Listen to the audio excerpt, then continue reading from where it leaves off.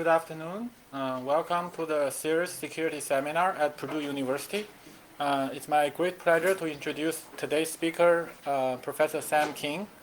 Sam is Assistant Professor of Computer Science from our neighboring institution, University of Illinois at Urbana-Champaign.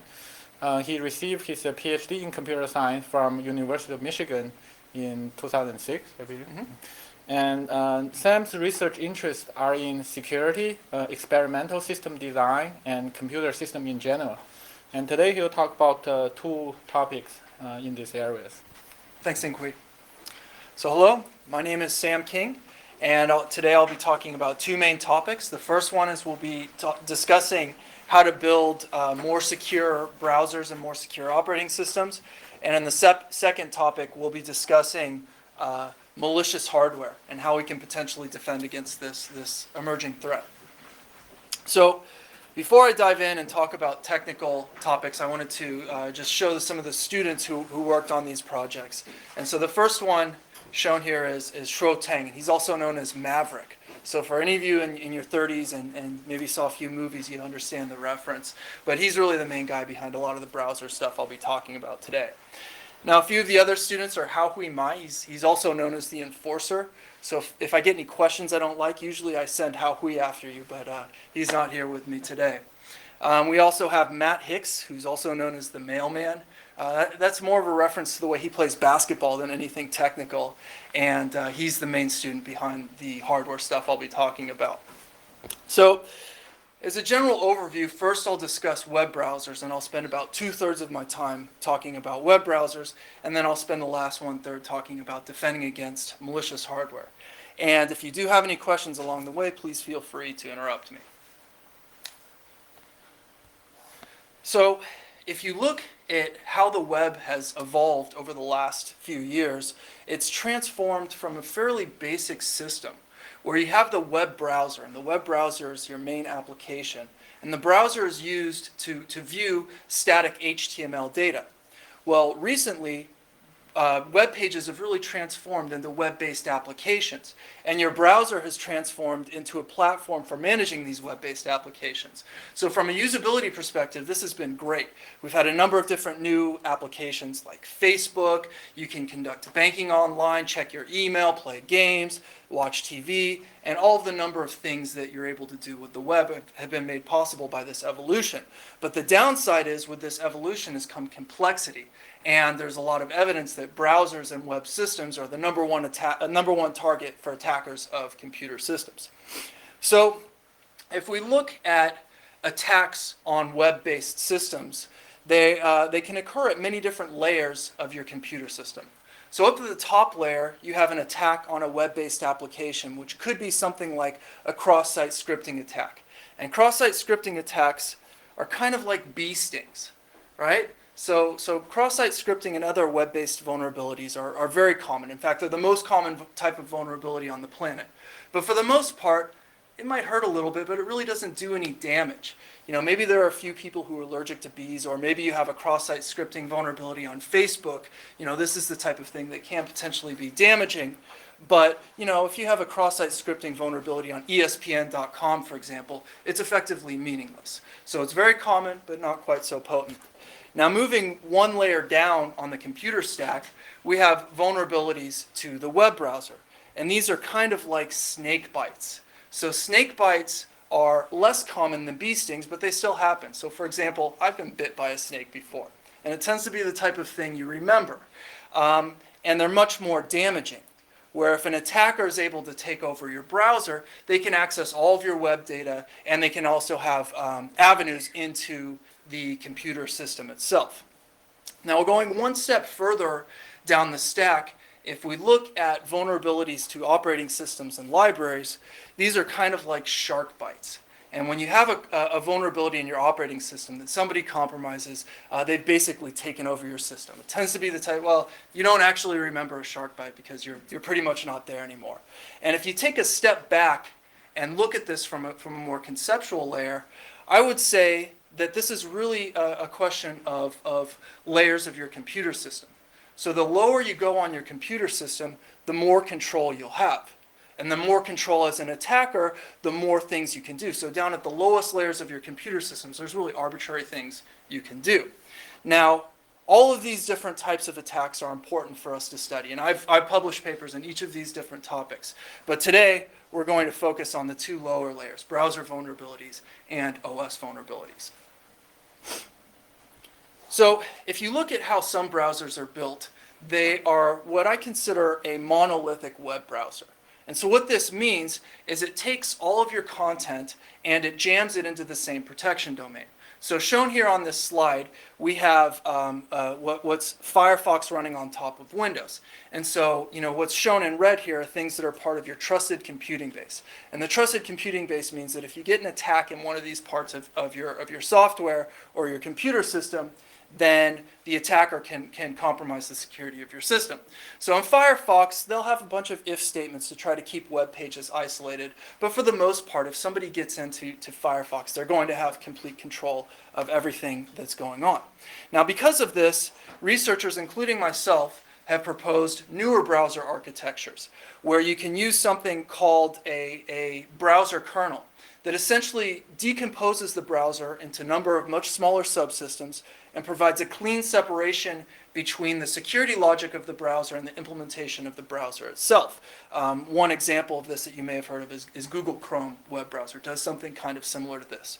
And it's great because you can, if your web app gets broken into, then you can still have pretty high assurance that it's going to be isolated. But one of the problems with these basic architectures is that they still have huge amounts of code that are part of their trusted computing base. So you'll note here on this figure, we have an entire operating system, 10 million lines of code, that's all fundamentally being trusted for the security of your system.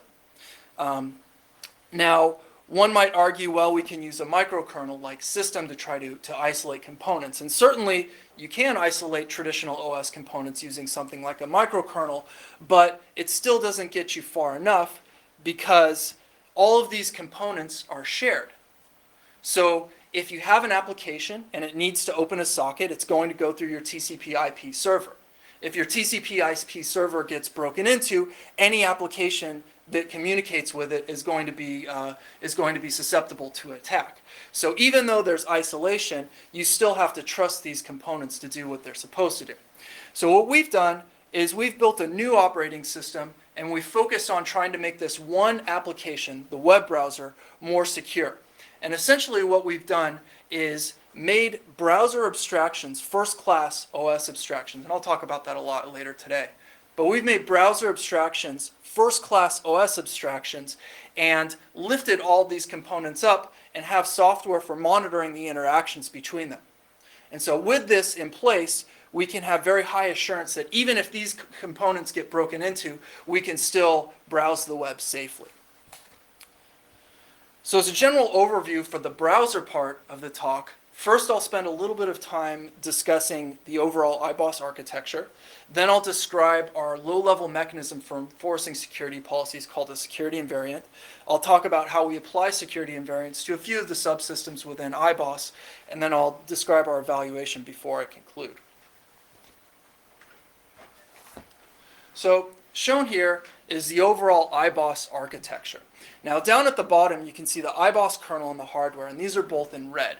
And these are used to signify components that are part of our trusted computing base.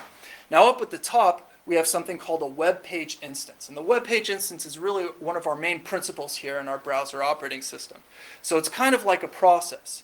Now each time you click on a link or you type a new URL into your URL bar and you visit a new web page, you're going to create a new web page instance. Now, in order for this web page instance to do the things that browsers normally do, it communicates with a number of browser abstraction servers to handle things like user interface storage and network handling. And the key thing I'd like to point out here is that all the components running above your IBOS kernel, including your window manager and your device drivers, these are all outside of our trusted computing base. Now, the fundamental thing that makes IBOS different is that the IBOS kernel knows about browser-level abstractions. So something like a tab, like an HTTP request, a cookie, these are all first-class abstractions in our browser operating system. And by doing this, we can make things much, much simpler. And so our goal is Even if, for example, your network process or your network driver has been completely compromised, you should still be able to visit Facebook and do so without risking the confidentiality and integrity of your session. So the next concept I'm going to discuss is a security invariant. Now, this general idea of an invariant is something that's been used in many different areas of computer science and in fact beyond. So programming languages, people have their notion of invariants, operating systems have their notions of invariants, formal methods, and so on and so forth. And so I'll introduce yet another invariant, which is a security invariant. Now, to help motivate what a security invariant is, I've got a real-world example. So a real-world example of an invariant could be that you see fireworks on the 4th of July. Okay? So if you see fireworks, you know that everything's okay. Now, it doesn't matter how those fireworks end up getting in the sky. It could be a kid with a match lighting off fireworks, or it could be a sophisticated computer-controlled, coordinated fireworks show, or maybe as shown here on this figure, this Google Doodle, you have a Rube Goldberg machine where you have to kick a football and a bird eventually leads to an iron lighting the firework. Independent of how the firework ends up getting in the sky, as long as you see fireworks up in the sky on the 4th of July, you know that everything's okay. So the key thing we want to do is we want to apply this basic principle to our browser operating system.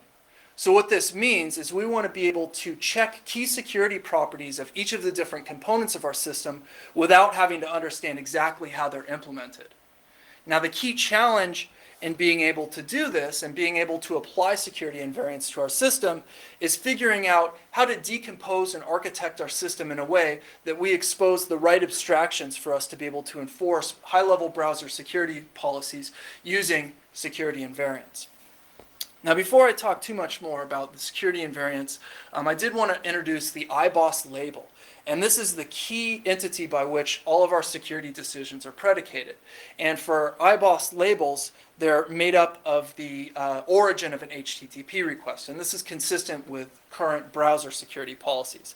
So what this means is it's the protocol domain port tuple of a URL makes up a label. And one of the interesting things we do with IBOSS is we infer labels automatically instead of having applications specify labels like you would in an information flow system. But in the interest of time, I'm not going to talk about the details of this inference. So shown here on this slide is two web page instances for two separate web pages that a user might want to visit. One is for google.com and the other one is for cs.uiuc.edu. Now, what IBOSS is going to do is it's going to create two different web page instances to handle these web requests. And what it will do is it will parse out the label from the request, and the kernel will automatically apply this label to each of these web page instances. So Google will get a Google-based label, and then UIUC will get a UIUC-based one. And then once these labels are in place, all of our security decisions are predicated off of that. Now, once the web page starts loading, it's going to make a number of network requests. Now, the Google web page is going to visit google.com to get main HTML. Maybe it grabs a few ads. Likewise, with UIUC is going to go to cs.uiuc to also grab the main HTML.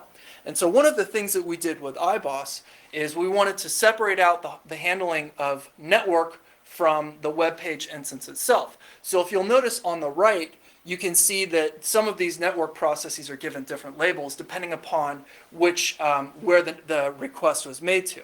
And so what this does is it provides a clean separation for us to apply different policies to network processes than we would to web page instances. And it does it in a way so that these entities are all visible to our kernel. So it's our underlying kernel that's making these basic security decisions. Now, for network requests in general, there's some details that I've omitted here. There are things we do on the return path. There are things we do to make sure that ads.com is separate for UIUC and Google. But in the interest of time, I'm not going to discuss any of that. So, one of the key things that's important about our overall architecture is being able to deal with device drivers. Now, device drivers are tricky because they're fundamentally shared by all of your applications. Now remember, we want somebody to be able to break into your network interface driver and still be able to send network packets without risking the confidentiality and integrity of your data.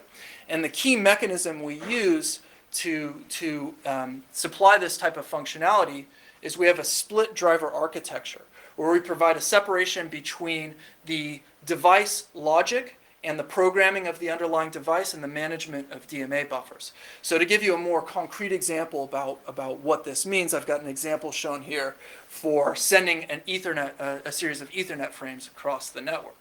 So shown here on this slide, we have a network process that's been labeled with ads.com and should make requests to ads.com. Then we've got a NIC driver on the right, which handles the programming of the underlying driver, and then the iBoss kernel, which manages DMA buffers.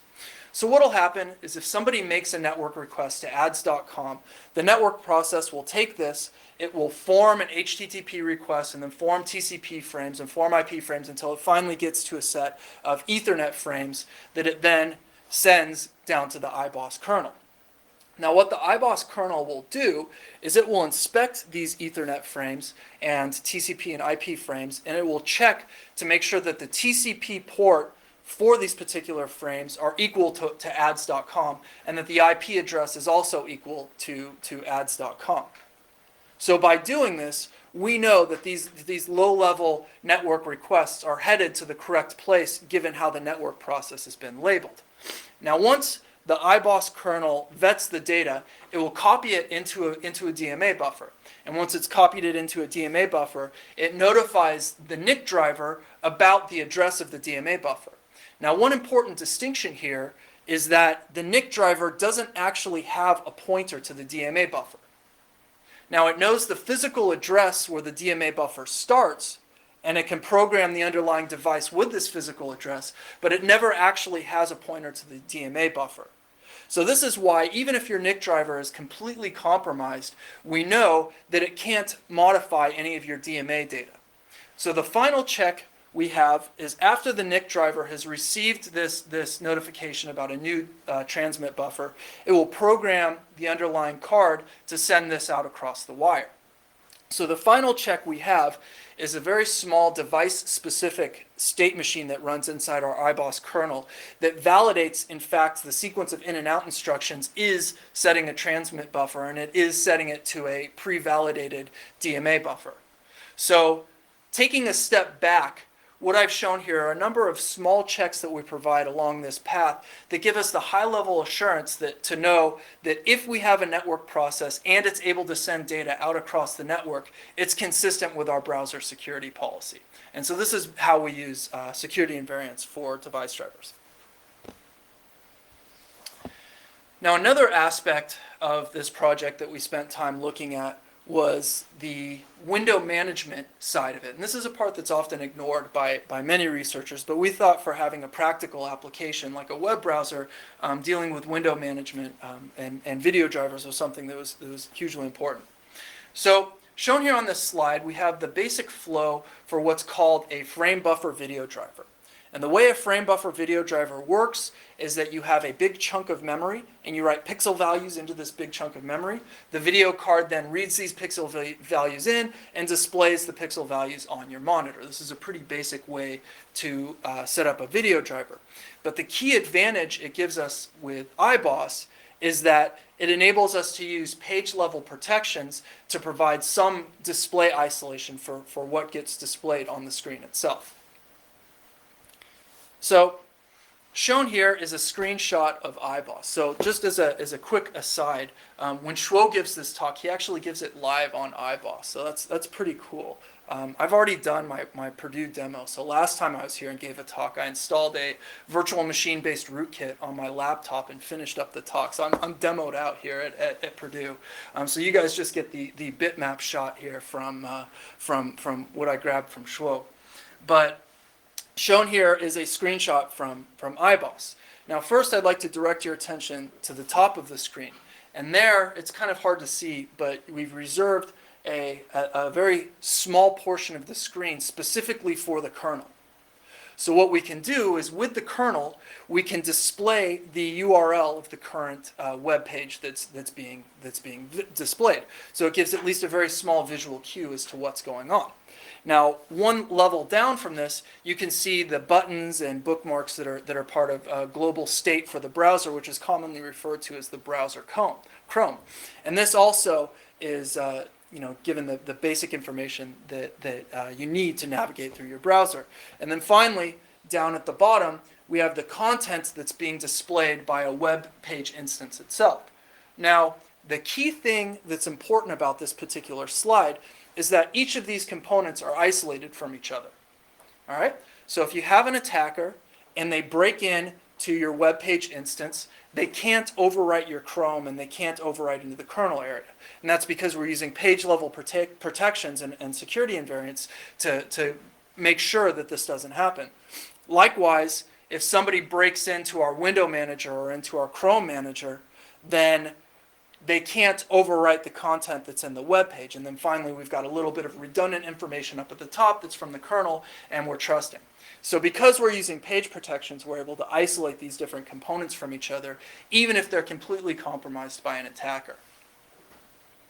Now, in addition to isolating portions of the screen, we also use page protections to isolate different tabs from each other.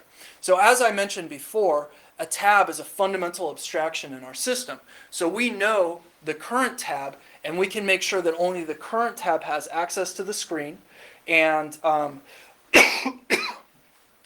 and only the current tab can receive mouse and keyboard events. And we can do this through the series of checks inside our kernel. Now, in addition to the basic UI, we do have some support for basic storage architecture, but I'm not going to talk about it in too much detail. Basically, what our storage system does is it stores key value data pairs for doing things like cookies and HTML5 local storage. Now, the thing that's a little bit interesting about it is that the IBOS kernel will encrypt any of this data before it stores it. So that's why we don't have any security invariants for our storage subsystem. We just use encryption and we don't worry about it. Now, it's true that we could potentially get some data deleted, but at the very least, we'll have the confidentiality and integrity of that data will be assured. But I won't talk too much about that. Now, in our current implementation, we use L4 Pistachio as a starting point, and we use the MMU abstractions and message passing interfaces provided by that, and we build up our overall IBOS kernel using this as a starting point. We have E1000 Ethernet drivers, mouse and keyboard drivers, and a frame buffer video driver that uses Qt software rastering system, which turns out is actually quite efficient. We also use WebKit for parsing and rendering HTML and handling JavaScript, and we use the Qt port of WebKit. Now, something I didn't talk about at all today was that we also have support for traditional applications. And I think the key idea here is that you can build traditional applications on top of the abstractions provided for the browser. So basically, you can build up general purpose OS abstractions on top of browser abstractions. Now, we have only a few simple traditional applications so far. Mainly, we have the C runtime and Qt libraries ported, so anything that uses those should work in our system. But we do have a PDF viewer as well. And we ran experiments on the Intel Core Quad CPU running at 2.33 gigahertz and 4 gigabytes of RAM.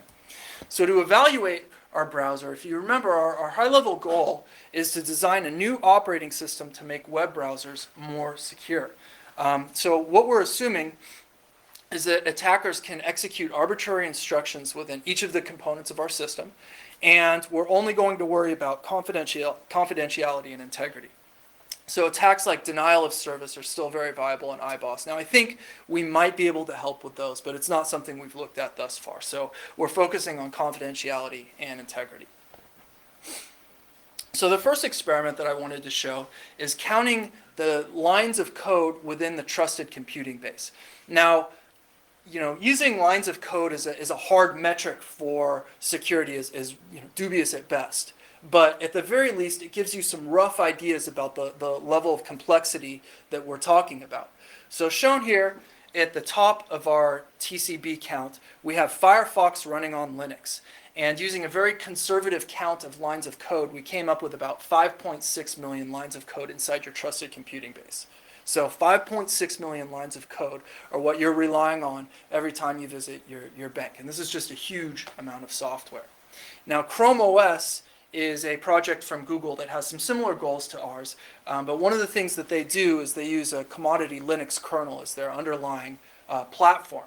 And they come up with about 4.4 million lines of code in their trusted computing base. Now, iBoss, on the other hand, has 42,000 lines of code in the trusted computing base. So you can see we've got a few orders of magnitude difference here in the levels of complexity. So when you're over 1 million, it's really difficult for one single person to sit down and understand your code base. And things like formal methods are really, really debugging tools at best. Whereas when you're down around 42,000 lines of code, this is something that certainly one person can definitely understand, and things like formal methods come into play. Now, we haven't done that yet, but it's something that I think becomes a possibility when you've got this level of complexity versus the 4.4 million or 5.6 million. Now, the next thing we evaluated was we went through recent bug reports of vulnerabilities that happen in operating systems and libraries, and we tried to classify if iBoss would be susceptible to them.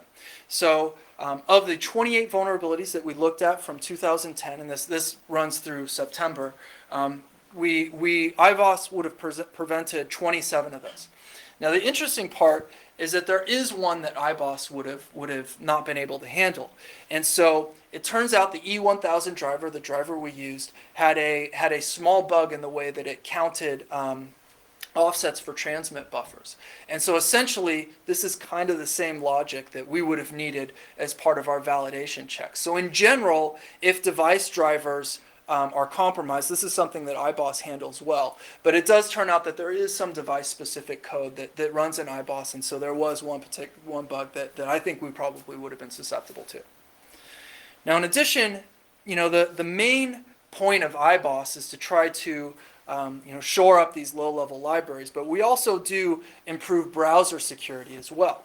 So what we did is looked at 175 security vulnerabilities from the Google Chrome bug list, and we compared how well Google Chrome contained them versus how well iBoss contained or prevented them. And the reason we wanted to look at Chrome is because our opinion is for the commercial browsers that are out there, Chrome probably has the best architecture for security. So we wanted to see if our architecture for our browser could improve on that. So up at the top, we have a category that we call memory exploitation. So this basically means you've got a buffer overflow, and we're going to assume that attackers can execute arbitrary instructions. Now, as you can see, Chrome actually does pretty well here. Of the 82 bugs that were in this category, Chrome would have handled 71, about 86%. And this is kind of the vulnerability. This is not that surprising because this is the main reason why Chrome was designed. One of the key security benefits that they're providing is this type of isolation. However, there were still 11 of these vulnerabilities that were inside their browser kernel that they wouldn't have overcome. Now, iBoss, on the other hand, gets 76 of those, so it does slightly better. Now, the other thing that I wanted to point out is sandbox bypassing. So when you have a modern system, sandboxing is essentially a way of taking overly permissive or unused interfaces on your operating system and restricting them down. SE Linux is a great example of a sandboxing system. It turns out writing sandboxing policies and implementing sandboxing mechanisms is actually pretty difficult.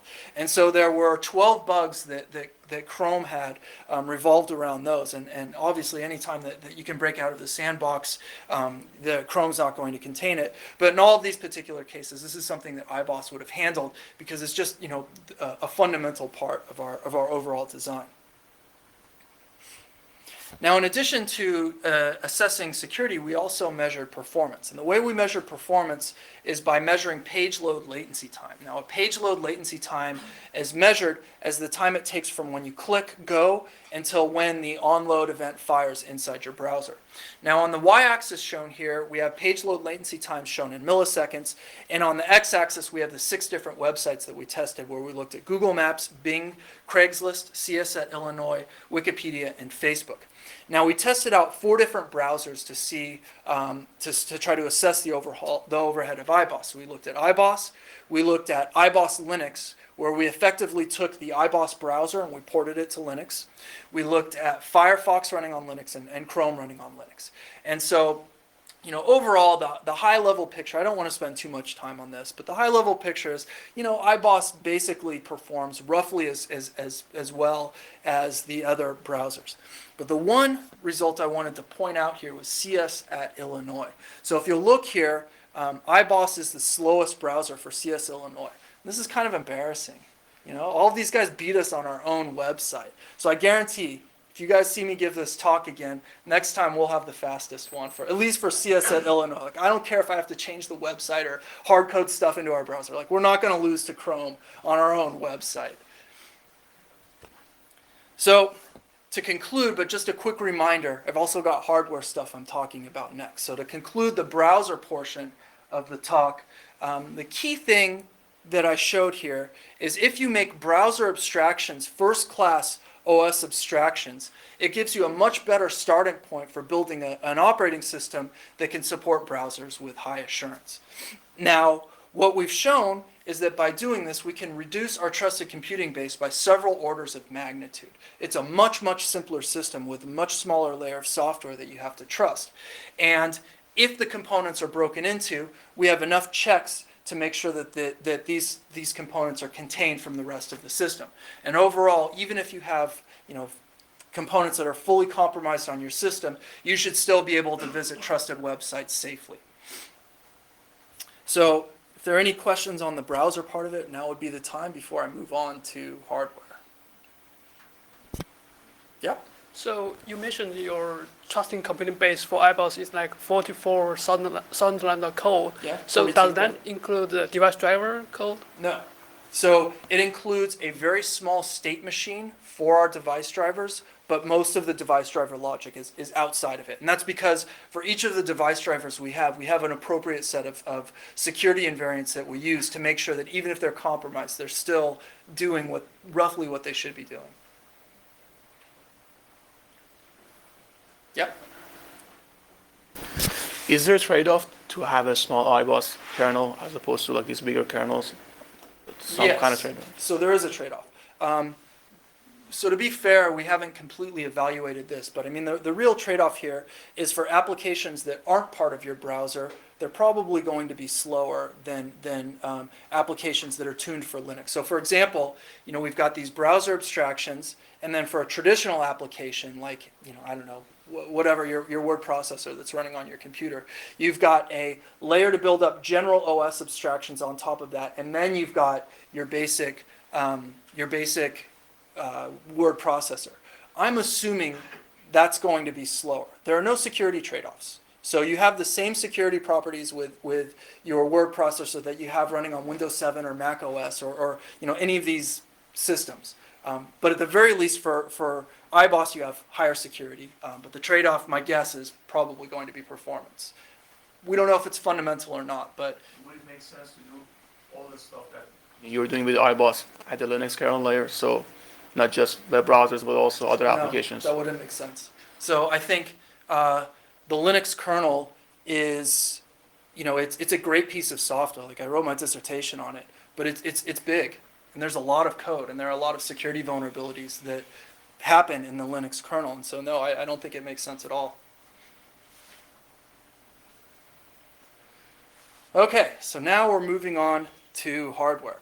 So just to refresh your memory, remember at the beginning of the talk, I was up here and I waved my hands a little bit about these layers of attacks, and we had the shark bite was the baddest one of all of these. This was the lowest layer. So in the last part of the talk, we're going to discuss the killer whale of attacks. So this is the lowest layer, hardware. What happens if people can break into your hardware? It gets kind of crazy, but we've got some solutions that we think will hopefully improve. And so for those of you who can't really see it, we've got a very naive-looking shark that's about to get eaten by a very large killer whale. So whenever we build secure systems, we build these overall secure systems starting with a set of assumptions. Now, given these assumptions, we build up our overall secure system. Consequently, one very good way to break a secure system is to violate these assumptions.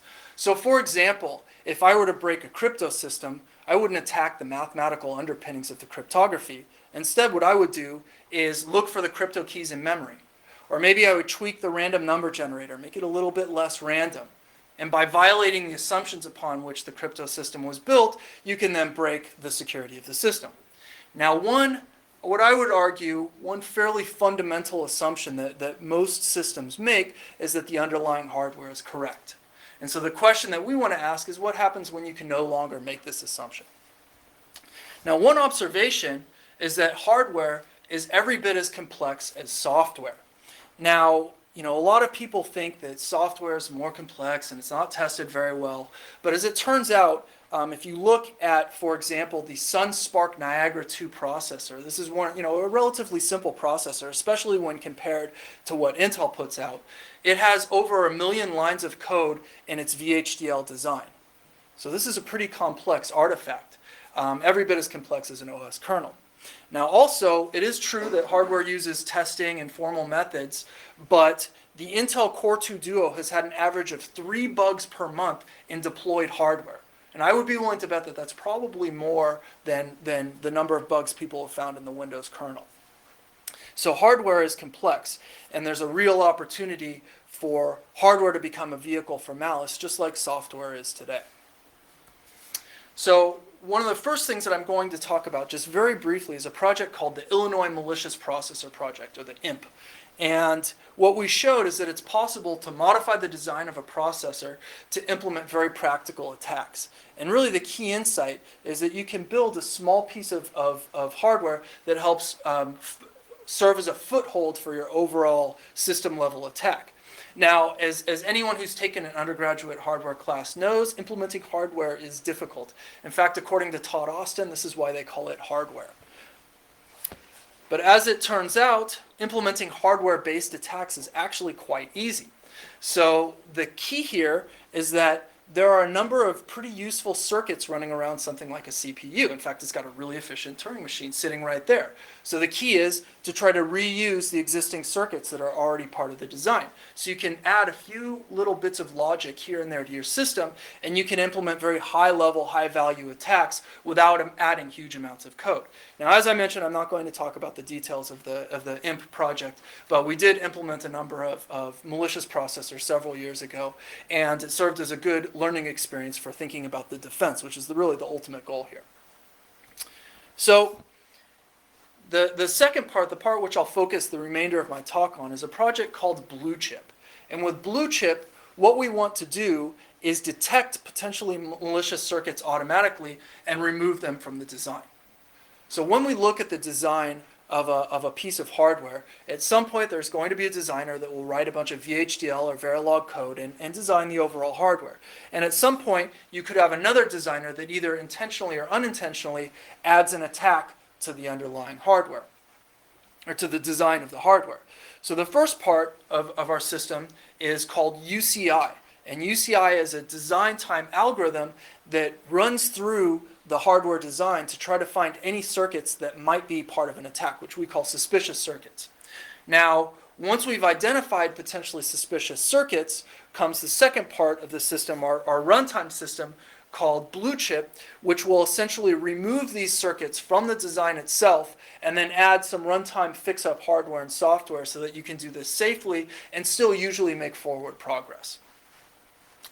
So first I'm going to discuss some of the details of our algorithm for detecting malicious hardware called UCI. So shown here on this figure, we have at the top an uncontaminated circuit, just a normal hardware design. And you can see there's a signal coming out of that called priv, which is the privilege bit in the CPU. Now there's some malicious logic that's attached to a mux that when it's asserted, it will pin the priv signal equal to 1, essentially giving the attacker supervisor mode privileges on the CPU. Now, one of the key insights of UCI is that the attacker is unlikely to trigger this attack during testing. So if you were running through a hardware design verification test and you were to trigger this attack, then you would see automatically, oh, my privilege bit is set equal to 1 when it shouldn't be, something's going on. So we're going to assume that the attacker is going to avoid doing that, and it's actually pretty easy to do. But we want to try to use this against the attacker. So the way our algorithm works is it runs through all of the design verification tests, and it tries to find sets of signals where the values are always equal. So what this means is that for this particular set of test cases, you can essentially create a wire between these two signals, okay? So you can put a wire between these two signals, and for these test cases, it will have identical behavior to what it would have had otherwise. And in essence, by doing this, we've then removed other parts from the design, or we've highlighted parts of the circuit. And in this particular example, we've highlighted all of the circuits that were part of the malicious aspect of the design. So the fundamental question here is, once we've identified these circuits that are potentially malicious or suspicious circuits, what do we do? So our idea is we remove them from the design. We just take them out of the source code. So we'll modify the source code and effectively remove it.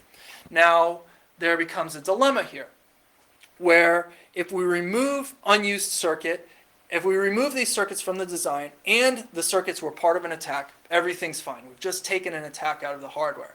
But the problem is, if the circuits are legitimate, now if they would have been activated during the running of the hardware, we could potentially run into problems. And that's where the second part of the system comes in, blue chip. So what we do from the hardware perspective for blue chip is we add some logic to the circuit itself to try to detect if this circuit would have ever been activated. So if the circuit that we effectively removed would have been activated, essentially what we do is flush the state of the hardware, and we throw an exception up to software. Now what the software will do is run as an emulation routine that handles this exception inside the operating system. And essentially what the software will do is it will then emulate the computation in software to essentially scoot by that piece of hardware that you removed. Now, I do apologize in advance for this obnoxious slide, but this is one point that like everyone misses. So if you're checking your email and you've been paying attention at all for the second part, like this is the one thing that I want you to get out of it. Blue chip does not emulate the underlying hardware, okay? So it doesn't emulate the low-level registers and logic gates that we've affected. Instead, what blue chip does is it emulates the hardware at a much higher level of abstraction. So for a processor, what this means is we've modified some gates and muxes and these low-level hardware abstractions. But when we do emulation, we're doing instruction by instruction emulation, operating at a much, much higher level of abstraction. Furthermore, modern processors have enough redundancy in them that we can slightly perturb the computation in a way that we essentially route around the hardware we've removed. So for example, let's say that we remove the OR instruction from the instruction set and we get an exception. We can use NAND instructions to emulate the effects of an OR. So in effect, in software, we can emulate around that hardware that's been removed. Now, if you don't understand the details of it, that's okay, don't worry. But I will send you a pointer to our paper. So for the topics I discussed today, there are really 4 key papers that you could look at, and potentially more. You can go to my homepage, Sam King, if you're interested. The first one is the OP web browser. And this was really the first project in the browser line of work, where we were the first ones to take a look at decomposing the browser into a number of smaller subsystems. And it's a design that predates Google Chrome. This work was done with one of my former PhD students, Chris Greer. Now, IBOS was the work that I talked about for the most part in the beginning of the talk, and this is from OSDI 2010, and this was done with the students that I've already introduced. For hardware, there was a paper on how we built malicious hardware, and it showed up in LEET 08. And this was joint work done with Joe Tuchek, Anthony Kazi, Chris Greer, Weihang Jiang, and Yan Zhou. And then finally, for the details of how we defend against this potential threat, you can see our blue chip paper from Oakland 10, which was joint work done with Murph Finicum, another one of my students at UIUC, and a few of my colleagues, Milo Martin and Jonathan Smith from Penn. So to conclude, the basic theme of this talk is thinking about how to protect lower layers in our computer system. You know, there are many trade-offs where you have higher level applications, so it might be where more vulnerabilities are happening, but the more damaging attacks, and albeit the more rare attacks, are happening at the low layers. So we have 2 different ideas on how to protect the lower layers of our computer system. One is we want to modify the operating system and build a new one to try to make more secure web browsers. And the second one is blue chip, where we try to identify and remove potentially malicious hardware automatically. So this is the actual conclusion and the end of the talk. Are there any further questions?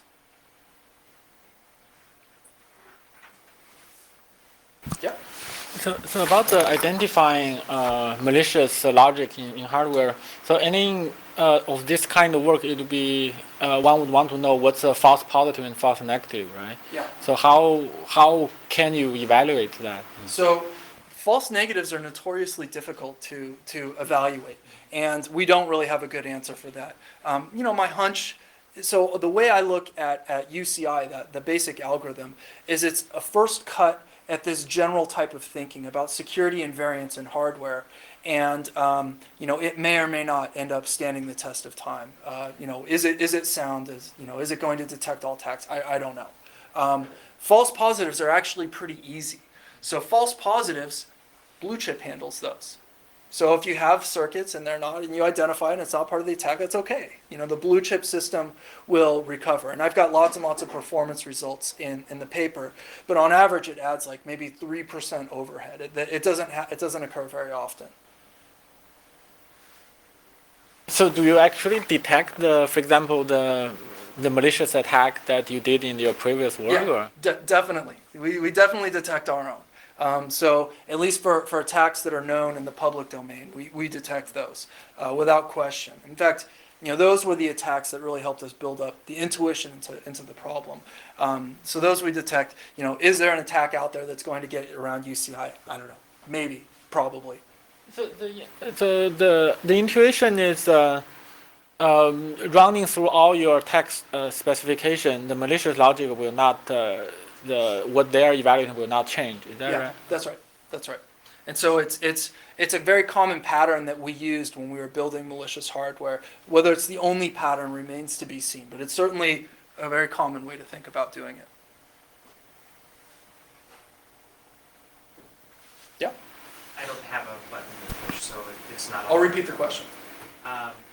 So two things. So first, I guess as a comment, the other day we had Heiser here from Sure. OK Labs. Yep. And he was talking about the work that they had done for SEL for Mm-hmm. verifying.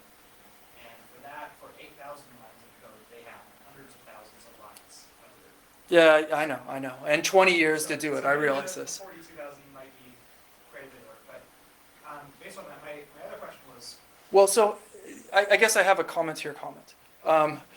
Instead of answering a question with a question. So I would say that we have already done some work formally verifying the API.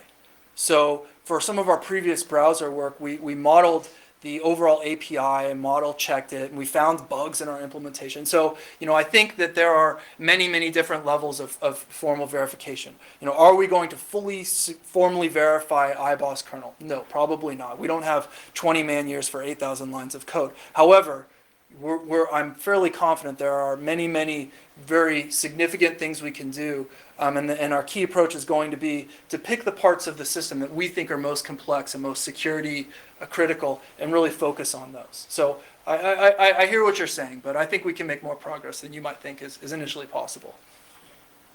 my other question was just going to be, since you're using L4, did you notice any significant overhead that occurs because of the IPC?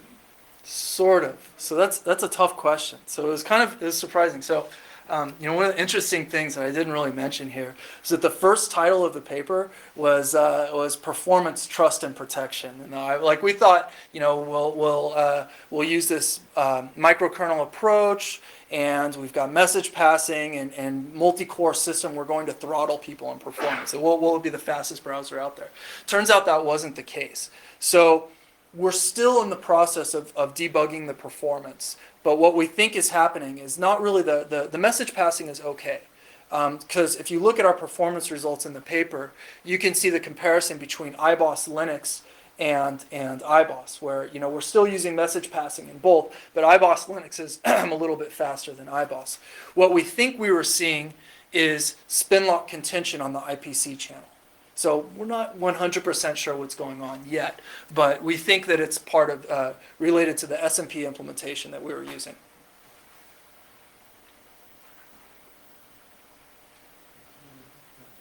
Thank you, Stephen.